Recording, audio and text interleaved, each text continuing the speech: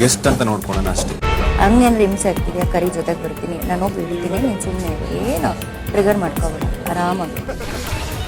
Big boss ಮನೆಯಲ್ಲಿ ಅತಿಥಿಗಳದು ಆಡಿದ್ದೆ ಆಟ ಹೂಡಿದ್ದೆ ಲಗ್ಗೆ ಎಂಬಂತೆ ಆಗಿದೆ. ಅತಿಥಿಗಳು ಯಾವ ರೀತಿ ವರ್ತನೆ ಮಾಡಬೇಕು ಅಂತ ಹೇಳಿ ಇವರಿಗೆ ಒಂದು ಕಿಂಚಿತ್ತು ಗೊತ್ತಿಲ್ಲ. ಮನೆಯಲ್ಲಿ ಗಿಲ್ಲಿಯನ್ನ ಯಾವ ರೀತಿ ಗೋಳೈಕೊಂಡ್ರು, ಗಿಲ್ಲಿ ಅವ್ರನ್ನ ರಿಟರ್ನ್ ಮಾಡಿದಾಗ ಬಿಗ್ ಬಾಸ್ ಅವರೇ ಮಧ್ಯದಲ್ಲಿ ಬಂದು ರೋಸ್ಟಿಂಗ್ ಅನ್ನ ನಿಲ್ಲಿಸ್ಲಿಕ್ಕೂ ಕೂಡ ಹೇಳಿದ್ರು. ಆದ್ಮೇಲೆ ಗಿಲ್ಲಿ ಸಿಕ್ಕಾಪಟ್ಟೆ ಸೈಲೆಂಟ್ ಆಗಿದ್ದಾನೆ, ನೀವು ಅದನ್ನು ಕೂಡ ನೋಡಬಹುದು. ಆದ್ರೆ ರಾತ್ರಿ ಮಂಜಣ್ಣ ಗಿಲ್ಲಿಗೆ ಊಟವನ್ನ ಕೊಡಬೇಡ್ರಿ, ಎಲ್ಲರೂ ಊಟ ಮಾಡೋ ತನಕ ಅವ್ನು ಊಟ ಮಾಡೋಂಗಿಲ್ಲ, ಎಲ್ರಿಗೂ ಅವನೇ ಊಟ ಬಡಿಸ್ಬೇಕು, ಅವನೇ ಅಡುಗೆ ಮಾಡಬೇಕು ಅಂತ ಹೇಳಿ ರೂಲ್ಸ್ ಮೇಲೆ ರೂಲ್ಸ್ಗಳನ್ನ ಹೇಳ್ಕೊಂಡು ಹೋಗ್ತಾರೆ.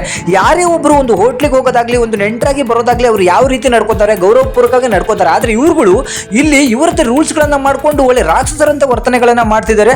ಆದ್ರೆ ಜನಗಳು ಗಿಲ್ಲಿ ಯಾಕೋ ನಮ್ಮ ನೆಂಟರಿಸ್ಟುಗಳನ್ನ ಅಥವಾ ಏನೋ ಅತಿಥಿ ದೇವೋಭವ ಅಂತ ಕರಿತೀವಿ, ಅವ್ರನ್ನೆಲ್ಲರೂ ಕೂಡ ಅವಮಾನ ಮಾಡ್ಬಿಟ್ಟ ಅಂತ ಹೇಳಿ ತುಂಬಾ ಜನ ಹೇಳ್ತೀರಾ. ಬಟ್ ಅಲ್ಲಿ ಆಗ್ತಿರುವಂತಹ ಅವಮಾನ ಇವತ್ತಿಂದು ನೀವು ನೋಡ್ಬೇಕಾಗತ್ತೆ. ಯಾಕಂದ್ರೆ ಗಿಲ್ಲಿಗೆ ಯಾವ ರೀತಿ ಮಾಡಿದ್ದಾರೆ ಅಂದ್ರೆ, ಇವತ್ತು ಬೆಳಿಗ್ಗೆ ಎದ್ದ ಕೂಡಲೇ ಗಿಲ್ಲಿಗೆ ಅವನ ಒಂದು ಪರ್ಮಿಷನ್ ಇಲ್ದೇನೆ ಮಂಜಣ್ಣ ಹೋಗಿ ಅವನ ದಾಡಿಯನ್ನ ಅಂದ್ರೆ ಮೀಸೆಯನ್ನ ಬೋಳಿಸುವಂತ ಕೆಲಸವನ್ನ ಮಾಡ್ತಾರೆ. ಅದು ಸಂಪೂರ್ಣವಾಗಿ ಬೋಳಿಸಿಲ್ಲ, ಅದನ್ನ ಅವರು ಕೆಂಪೇಗೌಡ ಸ್ಟೈಲ್ ಅಲ್ಲಿ ಅದನ್ನ ಮೀಸೆಯನ್ನ ಬೋಳಿಸ್ತಾರೆ. ಅದು ಪರವಾಗಿಲ್ಲ, ಆ ಡ್ಯಾಡಿಯನ್ನ ಆ ರೀತಿ ಮಾಡಿದ್ರು ಸರಿ, ಅದನ್ನು ಕೂಡ ಒಪ್ಕೊಂಡು ಗಿಲ್ಲಿ ತನ್ನ ಕೆಲಸವನ್ನ ತಾನು ಮಾಡುವಂತದ್ದು ಎಲ್ಲಾನು ಮಾಡ್ತಿರ್ಬೇಕಾದ್ರೆ ಊಟದ ಸಮಯದಲ್ಲಿ ಮಂಜಣ್ಣ ಮತ್ತೆ ರಜತ್ ಇಬ್ರು ಕೂಡ ಗಿಲ್ಲಿಯನ್ನ ಕೆಣಕ್ತಿರೋದನ್ನ ನೀವು ಲೈವ್ ಅಲ್ಲಿ ನೋಡಿರ್ಬಹುದು. ಸೊ ನೋಡದೇ ಇರೋರು ಇವತ್ತು ಲೈವ್ ಅಲ್ಲಿ ಕೂಡ ನೋಡಬಹುದು, ಮತ್ತೆ ಇವತ್ತು ಎಪಿಸೋಡ್ ಅಲ್ಲೂ ಕೂಡ ಬರುತ್ತೆ.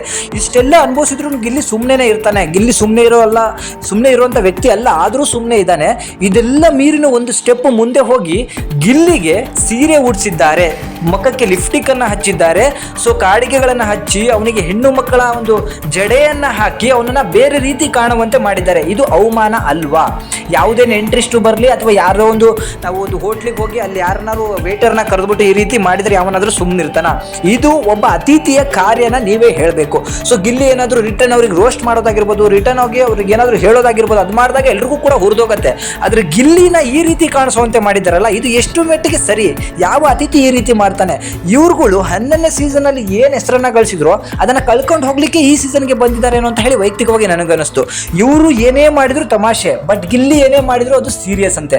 ಪರ್ಸನಲ್ ಹೋಗಿ ಈಗ ಅವನನ್ನ ಯಾವ ರೀತಿ ಕಾಣುವಂತೆ ಮಾಡಿದ್ದಾರೋ ಅದು ಪರ್ಸನಲ್ ಅಟ್ಯಾಕ್ ಆಗಿದೆಯೋ ಅಥವಾ ಇದು ಕಾಮಿಡಿ ಅನಿಸ್ತಿದೆಯೋ ನೀವು ಹೇಳಿ ನೋಡೋಣ. ಗಿಲ್ಲಿ ಮಾತಿನಲ್ಲಿ ಹೇಳಿದ್ದೆಲ್ಲ ಇವರಿಗೆ ಸೀರಿಯಸ್ ಪರ್ಸನಲ್ ಅಟ್ಯಾಕ್ ಆದ್ರೆ, ಗಿಲ್ಲಿಯನ್ನ ಒಂದು ಹೆಣ್ಣಿನ ರೀತಿ ಕಾಣಿಸುವಂತೆ ಮಾಡಿದಾರಲ್ವಾ ಒಂದು ಗಂಡನ್ನ, ಇದು ಯಾವ ರೀತಿ ಮತ್ತೆ ಅಟ್ಯಾಕು? ಇದಕ್ಕೆ ಯಾಕೆ ಬಿಗ್ ಬಾಸ್ ಅವರು ಅಡ್ಡ ಬಂದು ನಿಲ್ಲಿಸ್ತಿಲ್ಲ ಅಂತ ಖಂಡಿತ ಗೊತ್ತಿಲ್ಲ. ಸೊ ಗಿಲ್ಲಿಯ ಅಭಿಮಾನಿಯಾಗಿ ನಾನು ಹೇಳ್ತೀನಿ, ಗಿಲ್ಲಿಗೂ ಕೂಡ ಮಾತಾಡ್ಲಿಕ್ಕೆ ಬಿಡಬೇಕು. ಸೊ ಅತಿಥಿ ಅಂತ ಬಂದ್ರೆ ನಾವೇನು ಪ್ರಾಣ ಕಳ್ಕೊಳಕ್ ಆಗೋದಿಲ್ಲ ಅಥವಾ ನಮ್ಮ ಮರ್ಯಾದೆನ ನಾವು ಕಳ್ಕೊಳಕ್ ಆಗೋದಿಲ್ಲ. ಇಲ್ಲಿ ಎಲ್ರಿಗೂ ಕೂಡ ಮರ್ಯಾದೆ ಅನ್ನೋದಿದೆ, ಅದು ಅತಿಥಿ ಆದ್ರೂ ಸರಿ, ಮನೆಯಲ್ಲಿರೋರಾದ್ರೂ ಸರಿ. ಸೊ ಮನೆಯವರ ಪರ ನಿಂತು ಗಿಲ್ಲಿ ಮಾತಾಡಿದ್ರು ಮನೆಯವರು ಅವನಿಗೆ ಸಪೋರ್ಟ್ ಮಾಡದೇ ಇರೋದು ಎಷ್ಟು ಮಟ್ಟಿಗೆ ಸರಿ ಗೊತ್ತಿಲ್ಲ. ಈ ಮನೆಯವರು ಫಸ್ಟ್ ಇಂದಾನೆ ಅದನ್ನ ಮಾಡ್ಕೊಂಡ್ ಬಂದಾರೆ. ಸೊ ಗಿಲ್ಲಿಗೆ ಈ ವೇಷ ಹಾಕ್ಸಿರೋದು ನಿಮಗೆ ಹೇಗೆ ಅನಿಸ್ತು ಅಂತ ಹೇಳಿ ನನಗೆ ಕಮೆಂಟ್ ಮುಖಾಂತರ ತಿಳಿಸಿ. Thank you.